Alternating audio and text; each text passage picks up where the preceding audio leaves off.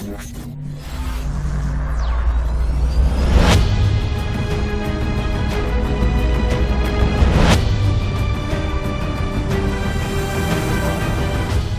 araw sa gitna ng ating solar system ang nagbibigay liwanag sa ibabaw ng daigdig.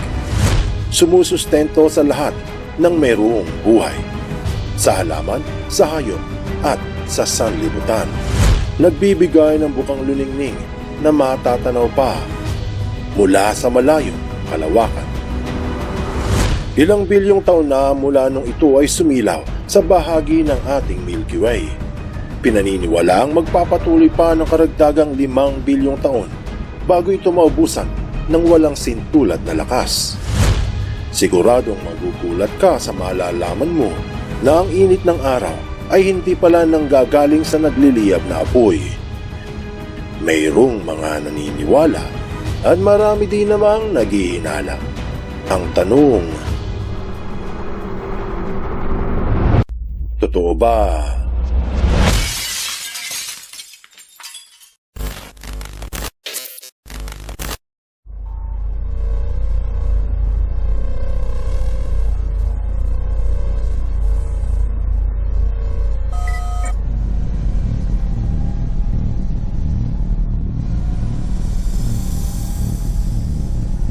Kung babalik ang isa sa nakalipas, mga 5 bilyong taon, kung nasaan ang araw at mga planeta kasama ang daigdig noon, ang ating solar system ay isang bakanting lugar sa Milky Way Galaxy. Ang naroroon lamang ay ang tinatawag nilang space cloud. Hindi ito ulap na makikita natin sa itaas ng alapaap. Ito ay tumpok-tumpok ng mga hydrogen at helium na kung titignan sa malayo ay parang ulap sa langit.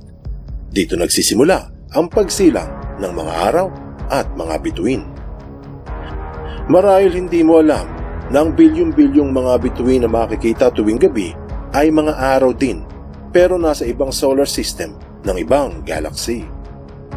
Nabubuo ang mga araw mula sa tumpok-tumpok na hydrogen, helium at iba pa na tinatawag na dust o kung ano-anong bato at iron. Ang mga gases na ito ay halos nakalutang sa kalawakan sa simula, pero pag nagkalapit-lapit ay nagkakaroon ng epekto sa isa't isa. Ang mga hydrogen molecules at helium ay nagdidikit-dikit hanggang sa lumaki ng lumaki. Ang hydrogen, ayon sa Energy Education, ay ang elementong pinakamarami sa buong kalawakan. Mapapansin sa mga periodic table of elements na ito ay nauna sa listahan na may numerong 1 o 1 ang atomic number dahil isa ang proton nito. Ang proton ay isa sa mga bumubuo ng atoms.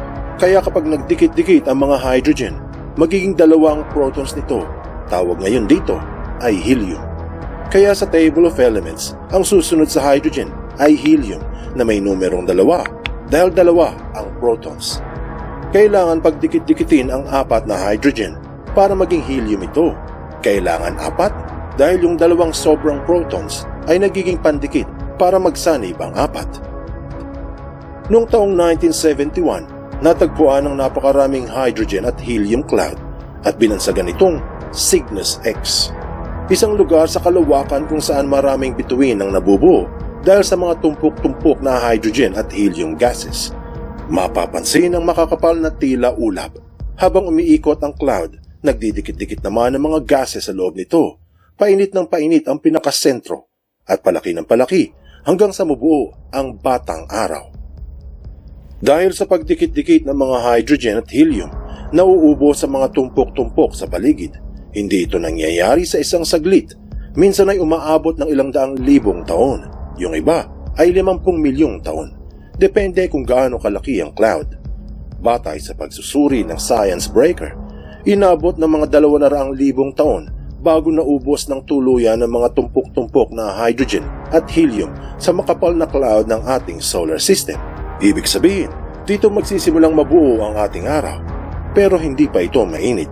Dahil batay sa space.com, inabot ng mga 50 milyong taon bago ito nag-mature o naging tunay na mainit na araw.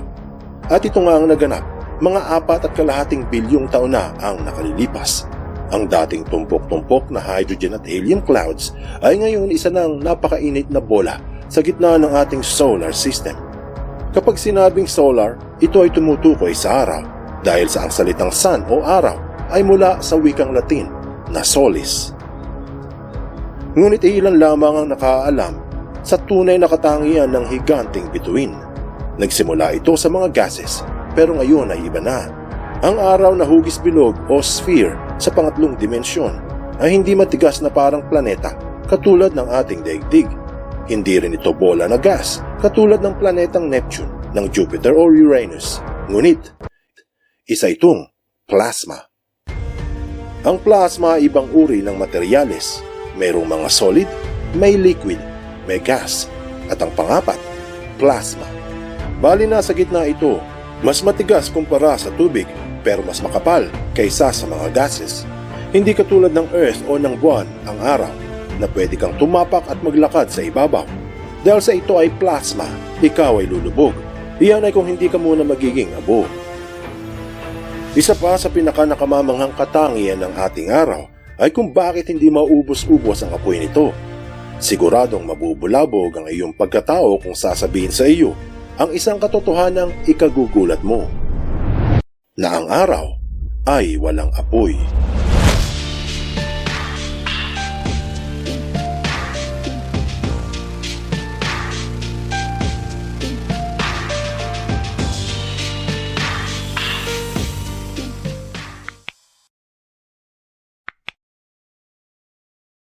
Saan nanggagaling ang init ng araw?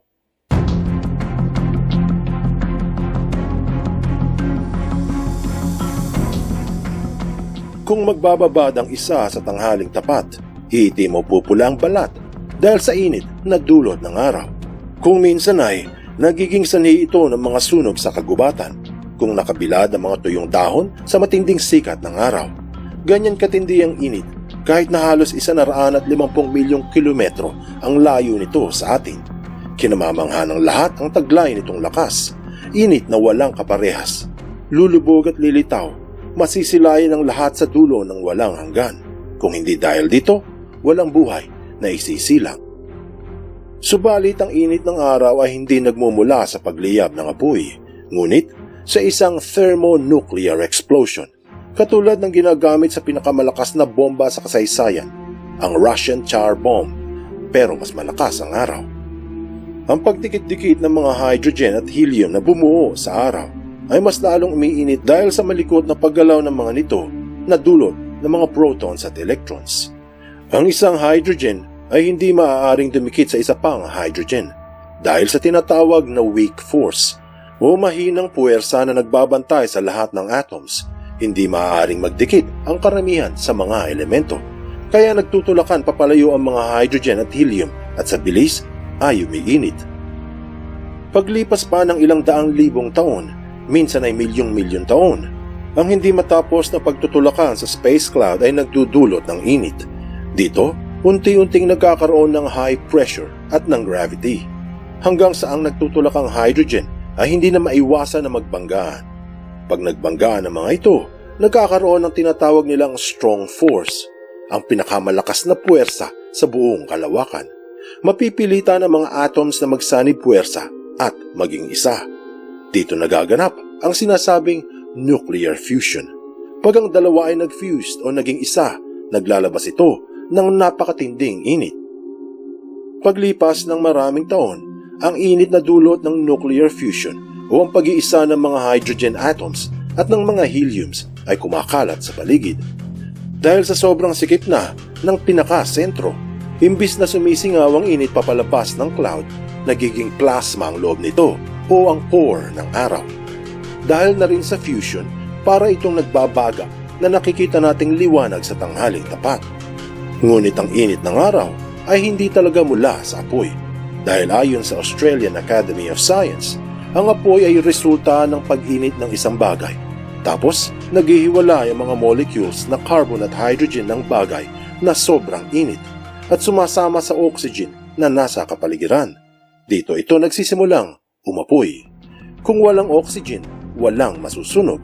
Ito ang tinatawag na chemical reaction. Isa ito sa pinagkakaiba ng araw.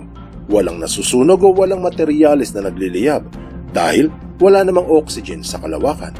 Ang nuclear fusion na nagdudulot ng napakatinding init, hindi ang apoy. Mantsakin mo, ang pagkulo ng tubig ay mga 100 degrees. Ang nag-aapoy na kahoy ay mga 600 degrees. At ang pinakamainit na lava ng bulkan sa daigdig ay may sukat na mga 2,200 degrees Fahrenheit. Pero ang init ng araw ay tumataginting na 10,000 degrees. Iyan ay sa ibabaw lamang. Dahil ang pinakaloob nito ay umaabot ng 27 million degrees Fahrenheit. Kaya kung sasagutin ang tanong na bakit hindi nauubos ang apoy ng araw, ang sagot ay, paano mauubos kung wala namang apoy? Anong aral ang makukuha natin dito? Ang matinding init ng araw na dulot ng isang proseso ay hindi mapapantayan at hindi masukat gamit ang mga daliri at kamay. Sapat na ito upang ipagkumbaba ang sarili dahil ang mga bituin ay patunay sa lahat ng lahi na mayroong mga bagay na mas makapangyarihan, di hamak na higit pa sa atin. Buksan mo ang iyong isip at hayaang lumalim pa ng lubusan ng iyong pangunawa sa mga kasaysayang kapupulutan ng maraming aral. Tandaan, katotohanan ng susi sa tunay na kalayaan.